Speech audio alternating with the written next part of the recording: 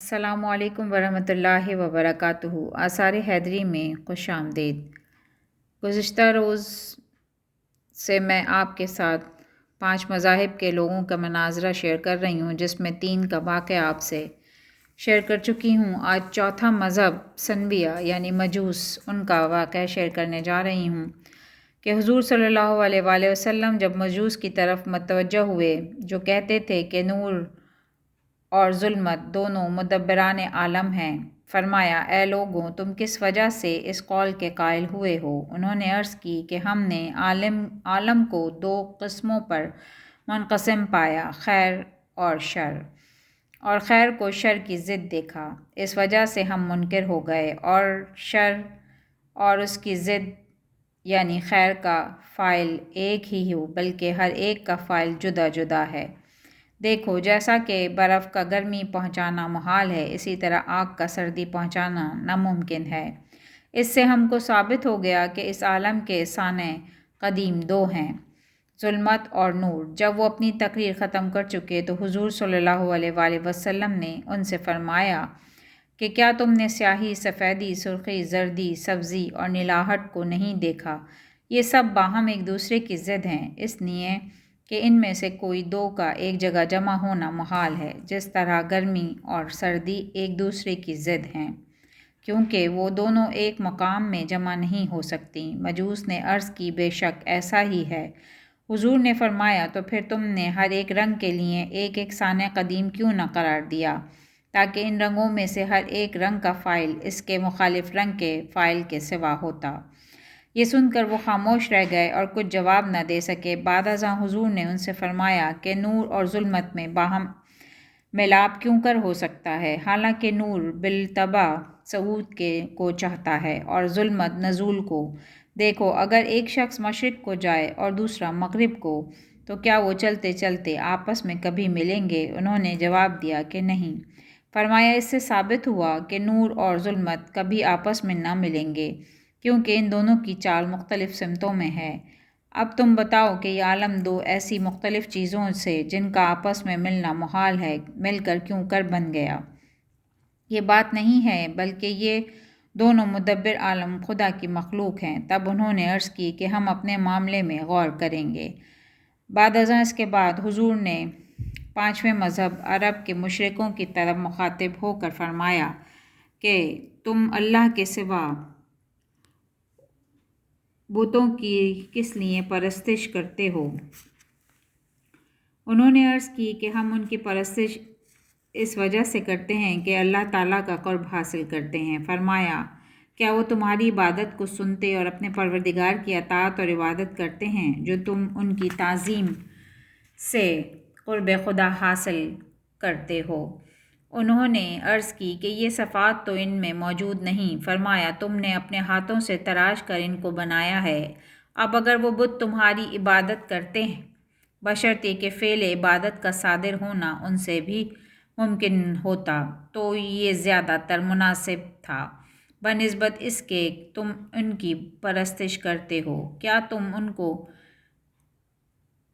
تعظیم و تکریم کرنے کا اس ذات باری تعالیٰ نے حکم دیا ہے جو تمہاری مصلحتوں اور انجاموں کو جانتا پہچانتا ہے، اور جس امر کا تم کو مکلف بنانا چاہتا ہے، حکمت کے ساتھ اس کی تم کو تکلیف دیتا ہے؟ حضور کی یہ تقریر سن کر ان میں باہم اختلاف پڑ گیا۔ بعض تو کہنے لگے کہ اللہ تعالیٰ نے ایسے مردوں کی صورت میں حلول کیا ہے جن کی صورتیں ایسی ہی تھیں، اس لیے ہم ان صورتوں کی تعظیم کرنے کے لیے جن میں ہمارے پروردگار نے حلول کیا تھا، ان بتوں کی تعظیم کرتے ہیں۔ اور بعض یوں کہنے لگے کہ یہ ان لوگوں کی صورتیں ہیں جو زمانے گزشتہ میں تھے اور وہ خدا کی اطاعت کرتے تھے، اس لیے ہم نے انہی کی سی صورتوں کے بت بنائے اور اللہ تعالیٰ کی تعظیم کے لیے ان کی عبادت کرتے ہیں۔ اور بعض نے کہا کہ اللہ تعالیٰ نے جب حضرت آدم کو پیدا کیا اور فرشتوں کو حکم دیا کہ اسے سجدہ کرو،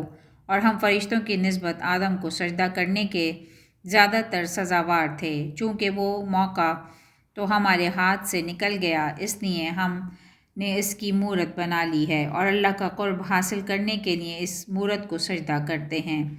جس طرح فرشتوں نے آدم کو سجدہ کر کے قرب خدا حاصل کیا، اور جس طرح تم کو تمہارے گمان میں مکے کی طرف سجدہ کرنے کا حکم ہوا اور تم نے اس کی تعمیل کی۔ بعد ازاں تم نے اپنے ہاتھ سے اس شہر کے سوا اور مقامات میں محرابیں قائم کر کے ان کی طرف سجدہ کیا اور کعبے کا ارادہ کیا، نہ کہ ان محرابوں کا اور کعبے کی طرف سجدہ کرنے میں بھی تمہارا قصد اللہ کی طرف ہوتا ہے، نہ کہ کعبے کی طرف۔ حضور نے فرمایا کہ تم لوگ راستہ بھول گئے اور گمراہ ہو گئے۔ بعد ازاں حضور نے پہلے اس فریق کی طرف خطاب کیا جو اس بات کے قائل تھے کہ اللہ نے ان مردوں کی صورتوں میں حلول کیا تھا جو کہ ان صورتوں کے تھے، اور فرمایا کہ تم نے اپنے پروردگار کو مخلوق کی صفات سے موصوف کیا۔ کیا تمہارا پروردگار کسی شے میں حلول کرتا ہے یہاں تک کہ وہ شے اس کو گھیر لیتی ہے، پھر اس میں باقی چیزوں میں جو اس چیز میں حلول کرتی ہے، مثلاً اس کا رنگ، ذائقہ، بو، نرمی، بوجھ اور ہلکا پن، کیا فرق ہوا؟ محلول فی یعنی جس چیز میں خدا نے حلول کیا وہ حادث کیوں ہوئی، اور خدا قدیم کیوں ہوا، اور ایسا کیوں نہ ہوا کہ محلول فی قدیم ہوتی اور حلول کرنے والا حادث ہوتا، حالانکہ وہ باری تعالیٰ ہمیشہ سے موجود ہے۔ جب تک تم نے صفت حلول کو اس میں قرار دے کر اس کو محدثات کی صفات سے موصوف کیا تو تم پر لازم ہوا کہ اس کو صفت زوال سے بھی موصوف کرو۔ جس چیز کو تم حدوث اور زوال کی صفت سے موصوف کرتے ہو اس کو فنا کی صفت سے بھی موصوف کرو، یعنی اس کو فانی بھی کہو، کیونکہ یہ سب حال محلول فی کی صفات ہیں، اور یہ سب صفات متغیر الذات یعنی ذات میں تغیر کرنے والی ہیں۔ اور اگر اس باری تعالیٰ کی ذات کسی شے میں حلول کرنے سے متغیر نہیں ہوتی تو ممکن ہے کہ متحرک اور ساکن اور سیاہ اور سفید اور سرخ زرد ہونے سے بھی متغیر نہ ہو۔ اس میں سب صفتیں حلول کریں جو یہ کے بعد دیگرے اپنے موصوف میں حلول کیا کرتی ہیں، یہاں تک کہ اس میں محدثین حادث ہونے والوں کی سب صفات موجود ہو جائیں اور وہ حادث ہو جائے، اور اللہ تعالیٰ ان تمام صفات سے بزرگ و برتر ہے۔ بعد ازاں حضور نے ان سے فرمایا کہ جب تمہارا یہ گمان ہے کہ اللہ تعالیٰ کسی شے میں حلول کرتا ہے باطل ہوا تو تمہارا دعویٰ بھی فاسد ٹھہرا۔ یہ ارشاد حضرت کا سن کر وہ لوگ چپ ہو گئے اور بولے کہ ہم اپنے معاملے میں غور کریں گے۔ اس کے بعد حضور نے دوسرے فریق سے مخاطب ہو کر فرمایا کہ تم ہم کو بتاؤ کہ جب خدا کی عبادت کرنے والوں کی صورتیں کی پرستش کرو گے اور ان کو سجدہ کرتے ہو اور نماز پڑھتے ہو اور اپنے بزرگوں کے چہروں کو ان کی سجدہ کرنے کی غرض سے خاک پر دھرتے ہو تو تم اپنے پروردگار عالمین کے واسطے کون سی چیز باقی رکھتے ہو؟ اور یہ بات تم کو معلوم ہی ہے کہ جس کی تعظیم اور عبادت لازم ہو وہ اس امر کا مستحق ہے کہ اس کو اس کے بندے کے برابر نہ کیا جائے۔ دیکھو، جب کسی عظیم الشان بادشاہ کی تعظیم اور خشوع و خضوع اس کے کسی غلام کے برابر کی جائے تو اس میں اس بادشاہ کی حقارت ہوگی، یا ایسا کرنے میں جس قدر چھوٹے کی تعظیم میں زیادتی کی جائے گی اسی قدر بڑے کی شان میں کمی ہوگی۔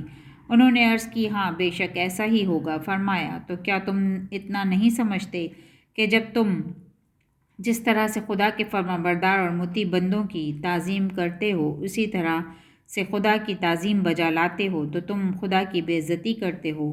حضور صلی اللہ علیہ وآلہ وسلم کے اس کلام کا جواب ان سے کچھ نہ بن پڑا، فقط اتنا کہا کہ ہم اس معاملے میں غور کریں گے۔ پھر حضور نے فریق سوم سے مخاطب ہو کر فرمایا کہ تم نے ہمارے لیے مثال بیان کی اور ہم کو اپنے مشابہ بتلایا، حالانکہ ہم تم اس معاملے میں یکساں نہیں ہیں۔ ہم خدا کے بندے اور اس کے مخلوق ہیں اور اس نے ہم کو پرورش کیا ہے۔